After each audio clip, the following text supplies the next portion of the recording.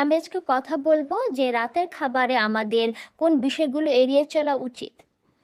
আপনি রাতে ঘুমাতে যাওয়ার 2 ঘন্টা আগে রাতের খাবারটা সেরে ফেলুন। আপনি যদি রাত 12টায় ঘুমাতে যান, রাত 10টায় খাবারটা খেয়ে ফেলুন। আপনি যদি 11টায় ঘুমাতে যান, রাত 9টায় খাবারটা সেরে ফেলুন। আর রাতের খাবারে যেটা আমাদের খেয়াল রাখতে হবে, রাতের খাবারটা আমাদের পরিমাণে অল্প খেতে হবে। আপনি রাতের খাবারে সালাদ, রুটি, ভাত, মাছ এগুলো রাখতে পারেন।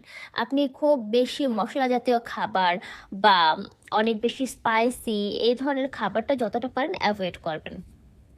রাতের বেলা আপনি দুধ জাতীয় খাবারটা অ্যাভয়েড করেন।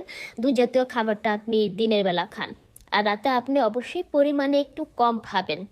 আপনি যদি সারাদিনের খাবারকে 100 ভাগ করেন, আপনি সকালবেলা 50 ভাগ খাবেন, দুপুরবেলা 30 ভাগ খাবেন, রাতে 20 ভাগ খাবেন।